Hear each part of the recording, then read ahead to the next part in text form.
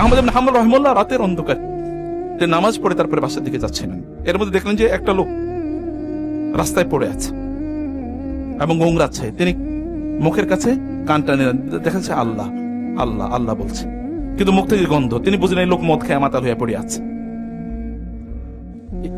আহমদ ইবনে হাম্বল চিন্তা করবেন কি, কিন্তু তিনি ভাবলেন যে মুখ থেকে আল্লাহর নাম বাইর হয়, যে মুখ থেকে আল্লাহর নাম বাইর হয়েছে, এই মুখটাতে একটু পানি দেওয়া দরকার। তিনি একটু পানিতে মুখটা ধুয়ে দিলেন, এরপর তিনি চলে গেলেন। সকালবেলা তিনি মসজিদে এসে তাহাজ্জুদের মানে ফজরের আগে, ফজরের সময় তিনি মসজিদে সবার আগে আসলেন।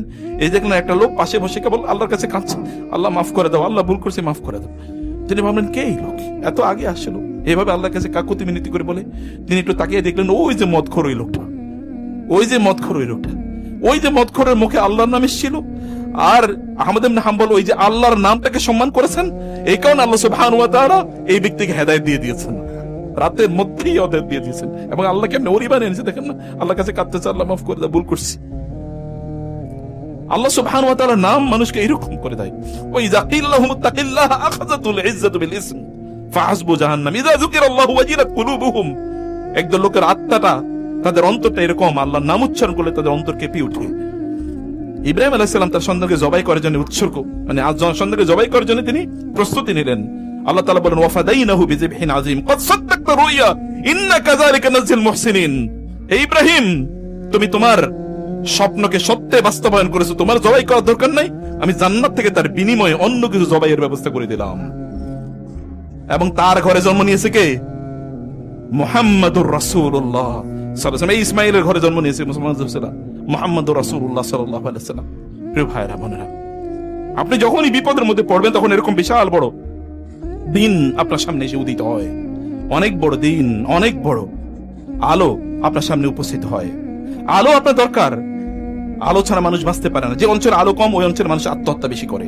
আপনাদের বাসায় যদি বাচ্চাদেরকে দেখেন অন্ধকারের মধ্যে থাকে, লাইটটা একটু টিম টিম করে রাখছে, তাহলে বুঝবেন ওর মধ্যে অলরেডি শয়তানি ঢুকে গেছে। বুঝতে পেরেছেন? একটা অন্ধকারে বসে, অফিসে দেখবেন যেগুলো একটু কোনায় বসে থাকে, এরপরে একটু চিপা চাপায় বসে, দেখবেন ওগুলোই শয়তান, দুষ্ট। আপনার যদি ইয়ে থাকে, স্পিরিট থাকে, আলোর মধ্যে, ফ্লাড লাইটের নিচে থাকবেন, আলোর মধ্যে থাকবেন আপনি। প্রচুর আলো, একেবারে স্পষ্ট আলো, মানে হচ্ছে মানুষের সামনে থাকবেন আপনি। কোনা কি চাই কি? একেবারে সন্তান যদি, আপনার সন্তান যদি কম্পিউটারটা অথবা তার কোনো ডিভাইসে একটু আড়াল করে রাখে, তাহলে বুঝবেন অলরেডি শয়তানি ঢুকছে, শয়তান অলরেডি তারা ক্যাপচার করে ফেলছে। এটা করা যাবে না, প্রকাশ্য সামনে রাখুন। আলোর মধ্যে মানুষ ভালো থাকে।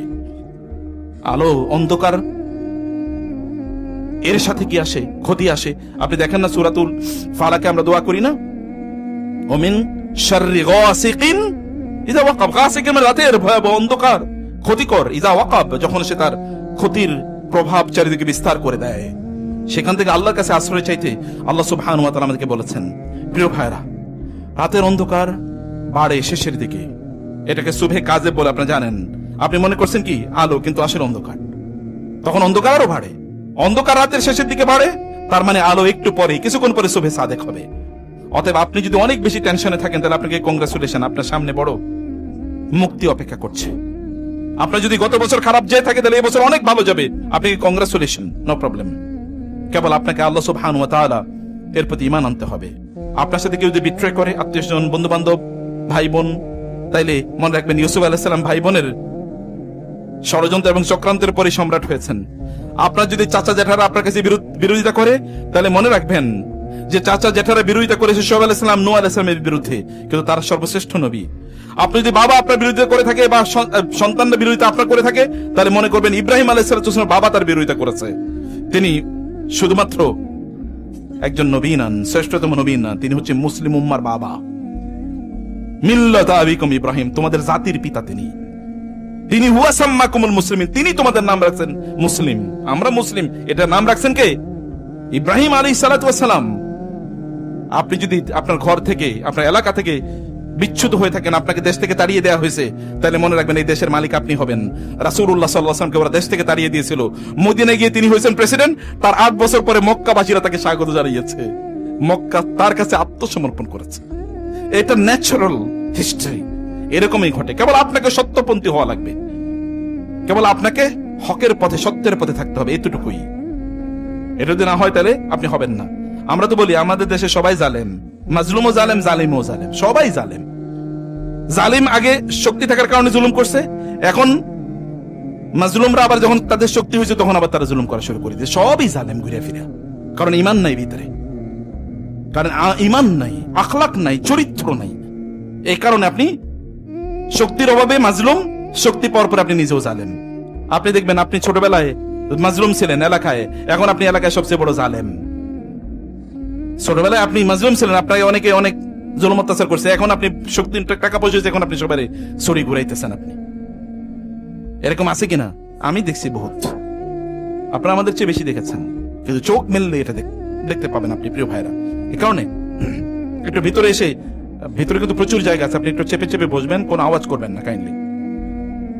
প্রিয় ভাইরা, রাসূলুল্লাহ সাল্লাল্লাহু আলাইহি ওয়াসাল্লাম বলেছেন, যখন তোমাদের কোনো বিপদ হয় তখন তোমরা আমার প্রতি যে তোমাদের বিপদ আছে, এই বিপদ, আমার প্রতি যে বিপদ ছিল, এই বিপদের কথা তোমরা স্মরণ করো, তাহলে আল্লাহ সুবহানাহু ওয়া তাআলা তোমাদের বিপদগুলো দূর করে দেবেন। রাসূলুল্লাহ সাল্লাল্লাহু আলাইহি ওয়াসাল্লামের কাছে কিছুদিন ওহী আসা বন্ধ হয়, তিনি অস্থির হয়ে গিয়েছেন। আমি আগেও বলেছি, আবার বলি, কিন্তু আমাদের কাছে তো ওহী নাই। আমাদের কাছে কি আছে? ওহী আছে নাকি? আমাদের কাছে আছে রবীন্দ্রসঙ্গীত আর রবীন্দ্রনাথ, তাই না? ঠাকুর, রবি ঠাকুর। এই ঠাকুর হলো আমাদের জাতীয় সঙ্গীত, আর ঠাকুরের চরিত্র হলো আমাদের জাতীয় চরিত্র। এই চরিত্র নিয়ে সব চলে। দেখেন না, এখন জাতীয় সঙ্গীত, ঠাকুরের রচিত জাতীয় সঙ্গীতের বিরুদ্ধে কথা বলে দেখেন, এরপরে রাষ্ট্রদ্রোহী মামলা হয়, কয়েকদিন পরে হবে। পরিস্থিতিটা এরকম, চরিত্রই এরকম। আমাদের কালচার, এখান কালচারাল ফ্যাসিস্টরা এখানকার চরিত্র নির্ধারণ করে দেয়। এখানকার সিনেমা নাটকে দেখায় সবচেয়ে খারাপ লোক মানে হলো দাঁড়িয়েওয়ালা, টুপিওয়ালা, অথচ ওদের যাদের নাই, ওরা যে গাঁজাখোর, মদখোর, জুয়াখোর, মানুষকে হত্যাকারী, সম্পদ লুটকারী, এগুলোর কোন খবরই নাই। প্রিয় ভাইরা, রাসূলুল্লাহ সাল্লাল্লাহু আলাইহি ওয়াসাল্লাম আলোকিত মানুষ হতে হলে আপনাকে আলোর কাছে আসতে হবে। আলো হলো কোরআন, আলো হলো সিরা, আলো হলো সুন্নাহ। এটার কাছে আসতে হবে, সেটাই আপনার কাছে আলো নিয়ে আসে। আল্লাহ রাসূল সাল্লাল্লাহু আলাইহি ওয়াসাল্লাম তিনি প্রশান্তি খুঁজছিলেন কোরআনের মাঝে, আল্লাহর পক্ষ থেকে আগত ওহীর মাঝে। তার জন্য তিনি অস্থির, তার রাতে ঘুম হয় না, তিনি অস্থির হয়ে আছেন। কিন্তু আমাদের অস্থিরতা কমে না। অস্থিরতা কমানোর জন্য ফেসবুকে ঢুকি, অস্থিরতা আরো বাড়ে। কমানোর জন্য এরপরে সিনেমা দেই, অস্থিরতা আরো বাড়ে। এরপরে আমরা কি গান শুনি, তারপরে অস্থিরতা আরো বাড়ে। এরপরে মদ খাই, অস্থিরতা আরো বাড়ে। এরপরে আত্মহত্যা, এরপরে ফার্স্টেশন, এরপরে আর ভাল লাগে না। যুবকদের একটা নতুন বক্তব্য বাইরেছে, ভাল লাগে না কিছু।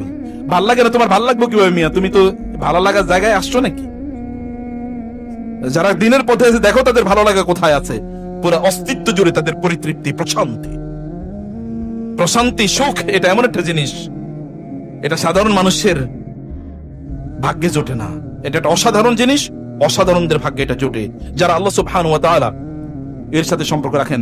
আপনার এমন কোন মানুষ নাই যে মানুষের জীবনে কোনো সুখ সমস্যা নাই। যদি সমস্যা ছাড়া কোন মানুষ থাকতো এই পৃথিবীতে, তাহলে তার নাম হতো মুহাম্মাদুর রাসূলুল্লাহ সাল্লাল্লাহু আলাইহি ওয়াসাল্লাম। কিন্তু তার জীবনে কষ্ট সবার চেয়ে বেশি। কেমন কষ্ট? ছোটবেলায় জন্মের আগে বাবা মারা গেছে, জন্মের 5 বছর পরে মা মারা গেছে, এরপরে দাদা মারা গেছে হলো 8 বছর পর। এরপর তিনি ইয়াতিম, কেউ নাই চারিদিকে। চাচার ঘরে বড় হন, চিন্তা করে দেখেন, কোনো ভাই বোন নাই, চাচার ঘরে তিনি বড় হচ্ছেন। বাবা যে অনেক সম্পদ রেখে গেছেন এরকম কোনো কিছু না, এরকম ইয়াতিম অবস্থায় তিনি বড় হয়েছেন। তারপরে বিয়ে করেছেন, সন্তান হয়েছে। তার জীবদ্দশায় সবগুলো সন্তান মারা গেছে, একজন ছাড়া, ফাতেমা রাদিয়াল্লাহু তাআলা ছাড়া 6 সন্তানই মারা গেছে তার সামনে, তার চোখের সামনে। এইরকম কষ্ট আপনি একটা মানুষ দেখাতে পারবেন আপনার জীবনে? চিন্তা করে দেখেন তো, আপনার সবগুলো সন্তান মারা গেছে। Is it possible? আপনার একটা সন্তান অসুস্থ হবে, এরিতে আপনার মাথা গরম হয়ে যায়, আর তার সবগুলো সন্তানকে তিনি নিজে কবর দিয়েছেন। এরপরে তো যুদ্ধের ময়দানে সবচেয়ে ভালো মানুষ, যদি কারো ক্ষতি করতো তাহলে তিনি ক্ষতির শিকার হতেন, কিন্তু সমাজের সবচেয়ে ভালো মানুষ, তিনি সমাজের সবচেয়ে বেশি কষ্ট পেয়েছেন। তাকে যারা আল আমিন as-সাদিক বলতো, তাকে যারা তাদের সম্পদগুলো তার কাছে গিয়ে ডিপোজিট রেখেছে, তারাই তাকে হত্যা করার জন্য পরিকল্পনা করছে। তার আপন চাচা, তার চাচি, তার ভাই বাদাররা তাকে হত্যা করার জন্য পরিকল্পনা করে, তাকে গালিগালাজ করে তার সামনে, অথচ তিনি সবচেয়ে ভালো মানুষ, কিচ্ছু বলেন না। হে লোকের, আমি তোমাদেরকে ভালো কথা বলি, ওয়ানাদুকুম ইলা সাবিলির রাশাদ, আমি তোমাদেরকে জান্নাতের পথ দেখাই, আর তোমরা কেন আমার গালি দিচ্ছ? আমি কি তোমাদেরকে কোনো খারাপ কথা বলছি? ওয়ানা লাকুম নাসিহুন আমিন, আমি তোমাদেরকে জাহান্নাম থেকে বাঁচাতে চাই, আমি তো এতটুকুই বলি। আমি কি বলি? আমি তোমাদেরকে কেবল বলি তোমরা আল্লাহর ইবাদত করো, আমি খারাপ কিছু বলছি? তো তারপরে তারা তাকে হত্যা করার জন্য পরিকল্পনা করে। তার মাথার উপর ওঠের নাড়ি বুড়িগুলো দেয় যেন তিনি শ্বাসরুদ্ধ হয়ে যেন তিনি মারা যান। এইরকম একটা সিচুয়েশনে আপনি যদি যান, আপনি যদি এরকম দেখেন, তাহলে আপনার মন খারাপ করার কোনো কারণ নাই। আমি বরং বলবো কংগ্রাচুলেশন। কারণ মানুষের যত বড় বিপদ তিনি তত বড় মানুষ হবেন, যত বড় কষ্ট তিনি তত বড় মানুষ হবেন। দুনিয়ার জন্য কষ্ট করা লাগে, আখিরাতের জন্য করা লাগবে না। দুনিয়ার কয়েকদিনের জন্য সুখ, আপনারা বলেন ভবিষ্যৎ, ভবিষ্যৎ মানে কি? বলে আমি ভবিষ্যতে যেন একটু ভালো থাকতে পারি, মানে রিটায়ারমেন্টে যাবো, এরপরে আপনি ভালো থাকবেন, একটু চা খাবেন, একটু ঘুরবেন, এটাই তো ভবিষ্যৎ। আর পোলাপাইন ভবিষ্যৎ মনে করে এখন পড়াশোনা করছি, কয়েকদিন পরে একটা চাকরি পাবো, এরপরে মাস্তি মাউস করে ঘুরবো, এটাই তো ভবিষ্যৎ। এত শর্ট টার্ম ভবিষ্যৎ নিয়ে যদি আপনার এত ব্যস্ততা থাকে, তাহলে লং টার্ম ভবিষ্যৎ, মৃত্যুর পর যে ভবিষ্যৎ, সেই ভবিষ্যতের জন্য প্রস্তুতি কই? তার জন্য কাজ কোথায়? সেটার জন্য আপনাকে অবশ্যই কাজ করতে হবে। আপনার রব আপনাকে সেই ভবিষ্যতের কথাই আপনাকে বলছেন। আপনার রব আপনাকে ছেড়ে যান নাই, তিনি কখনোই আপনাকে ছেড়ে। আপনি কষ্ট থাকলেও আপনি বলুন আপনার রব আল্লাহু মাই, বলতে পারেন যদি এটা, তাহলে বুঝতে আল্লাহু মা'ানা, আল্লাহ আমাদের সাথে আছেন, ইন্নাল্লাহা মা'ানা, আল্লাহ আমাদের সাথে আছেন। এটা বলতে পারলে, বিশ্বাস করতে পারলে আপনার বিপদ আল্লাহ তাআলা দূর করে দেবেন। যত বড় বিপদই হোক না কেন, আল্লাহর সে কি বিপদ বড় নাকি? বুঝেন নেই? আপনার বিপদ কি আল্লাহর ক্ষমতার চেয়ে বড়? আপনার বিপদ কি আল্লাহর মার্সির চেয়ে বড়? আপনার কতটুকু সমস্যা আছে? রাসূল ইসলাম বলেছেন হাদিসে কুদসিতে, আল্লাহ তাআলা বলেন, এ মানুষ, পৃথিবীর সকল মানুষ আদম থেকে শুরু করে কিয়ামত পর্যন্ত যত লোক আসবে, সকল জিন, তারা যদি কোনো একটা জায়গায় একত্রিত হয় এবং তারা সবাই যদি তাদের মনে যা চায় তা তারা চায় আমার কাছে, আমি তারা যা চেয়েছে আমি তাদেরকে সবাইকে তা দিয়ে দেই, তাহলে আমার রাজত্বে ততটুকু টান পড়বে না যতটুকু টান একটা বিশাল বড় সমুদ্রে একটা সুই ঢুকিয়ে দেওয়ার পর ওই সুইতে যতটুকু পানি উঠে, ততটুকু রাজত্বে টান পড়বে না। তিনি কি কিয়ামত সেই সৃষ্টির শুরু থেকে এখন পর্যন্ত দিয়ে যান নাই? কত তার শর্টেজ আছে, কত কমতি আছে? বলছে নাকি যে আমার তোমার জন্য এখন বাজেট নাই, বাজেট কম, এবার স্যার একটু বাজেট কম, এটা তিনি বলেছেন না? অভাব নাই তো, তিনি সব তৈরি করে রেখেছেন। আমাদেরকে ইকোনমিস্টরা শিখাইছে, ভুয়া ইকোনমিস্টরা, যে পৃথিবীতে রিসোর্স হচ্ছে লিমিটেড। মিথ্যাবাদী, ওরা মিথ্যা কথা বলে তারপরে সব সম্পদ লুট করে নিয়ে যেতে চায়। ওই যে যেমন ভেনেজুয়েলা দখল করতে চায় হলো কে?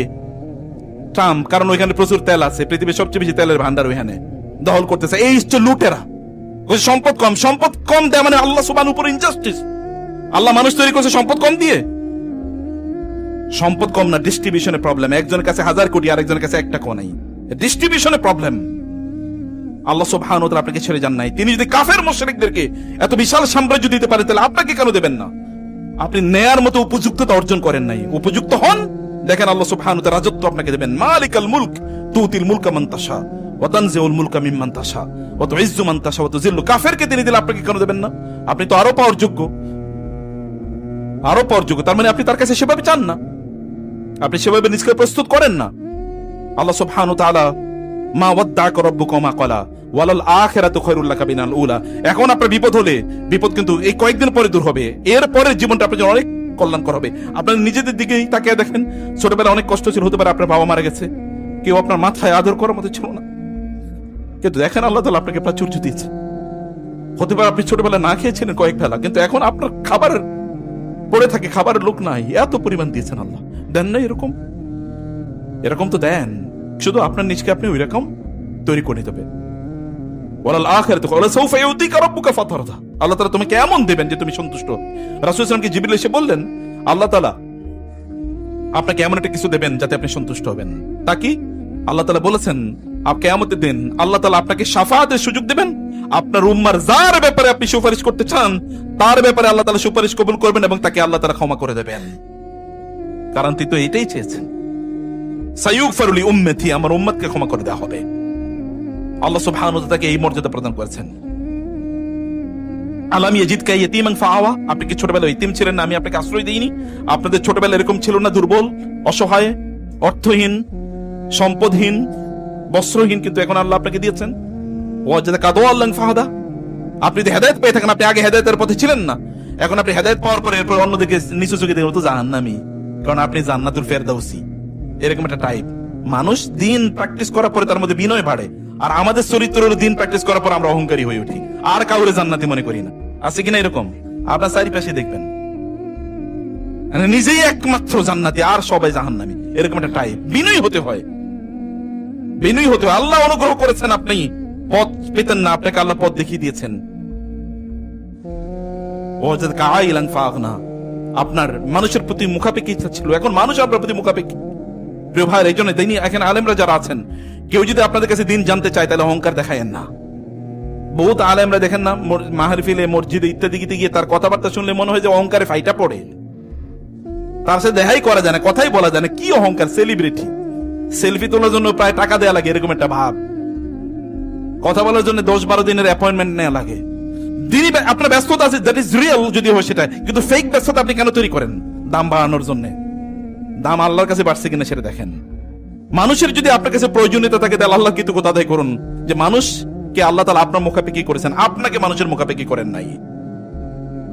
ফাআম্মাল ইয়াতীমা ফালা তাকহার, অতএব ইয়াতীমদের ধমক দিয়েন না, তাদের মাথায় হাত বুলিয়ে দেন। জিজ্ঞেস করেন, আপনিও ইয়াতীম ছিলেন এবং ইয়াতীম হবেন, আপনার সন্তানও ইয়াতীম হয়ে যেতে পারে, তখন কি হবে? ওয়াম্মা সাইলা ফালা তানহার, কেউ যদি চায় তাহলে তাকে ধমক দিয়ে তাড়িয়ে দেন না। ভিক্ষুককে একটু দেন অথবা তার জন্য একটু দোয়া করে দেন। আমরা তো ভিক্ষুকের কাছে চাই, দেওয়ার পরে আমার জন্য একটু দোয়া করেন। নো, ভিক্ষুকে দেওয়ার পরে তারপরে দোয়া করে বলেন, আল্লাহ তাআলা তোমাকে অর্থনৈতিকভাবে স্বাবলম্বী করে দেখ। কারো ভিক্ষা না দিতে পারো, ভাই তুমি ভিক্ষা করছো কোন, আল্লাহ তাআলা তোমাকে সম্পদশালী করে দেখ, আল্লাহ তোমার বিপদ দূর করে দেখ, এতটুকু কমপক্ষে বলেন না। কারণ আপনি যা বলবেন একই জিনিস তো আপনার জন্য ফেরেশতা দোয়া করবে আল্লাহর কাছে। ওয়াম্মা বিনিআমাতি রাব্বিকা ফাহাদ্দিস, যা নেয়ামত আছে সব নেয়ামতের শিকার, শুকর আদায় করুন। যেই সকল ব্যক্তিরা কৃতজ্ঞ, আপনাদের পরিবারেও, বিশেষ করে মহিলাদের কথা বলছি, রাসূল সাল্লাল্লাহু আলাইহি ওয়াসাল্লাম বলেছেন জাহান্নামে মহিলারা বেশি যাবে কি কারণে? ফাতাকফুরুনাল আশাশিরা, তোমাদের স্বামীদের অকৃতজ্ঞতা তোমরা করো। অকৃতজ্ঞতা মহিলাদের একটা বড় দোষ, জাহান্নামে যাওয়ার অন্যতম প্রধান কারণ। রাসূল সাল্লাল্লাহু আলাইহি ওয়াসাল্লাম বলেছেন, ইন্নী উরিদু কুন্না আকসারা আহলিন নার, আমি তোমাদেরকে দিচ্ছি বেশি বেশি তোমরা জাহান্নামে যাও। দুটো কারণ, একটা হচ্ছে লাতাকফুরুনাল আশিরা ওয়াতা, এবং ওয়াতুকসিরনাল লানা, তোমরা বেশি বেশি লানত দাও। কথায় কথায় লানত, আমার কেন ধ্বংস হয় না, আমি কেন মরি না, অমুকে কেন ওইটা হলো না, এগুলো তোমরা করবে না। এবং আপনাদেরকে বলছি কৃতজ্ঞ হন। আপনার এখনকার অবস্থা, আপনি সুস্থ তো, এবং বলেন আপনার কি কি নেয়ামত আছে, আপনার নাই কি কি, এটা কেন বলেন? আপনার কি কি আছে সেটা বলেন। দেখেন না, কারো চোখ নাই, কারো পা নাই, কারো হাত নাই, কারো পেট নাই, কারো শরীরের অঙ্গ প্রত্যঙ্গ কাজ করে না, এগুলো তো আপনার কাজ করে। এই যে যুবকরা যারা আছে, যুবতীরা যারা আছে, তারা ভিক্ষা করে কিভাবে? ও তো আল্লাহর প্রতি অকৃতজ্ঞ, তার অঙ্গ প্রত্যঙ্গ গুলো দিয়ে সে ইনকাম করতে পারে।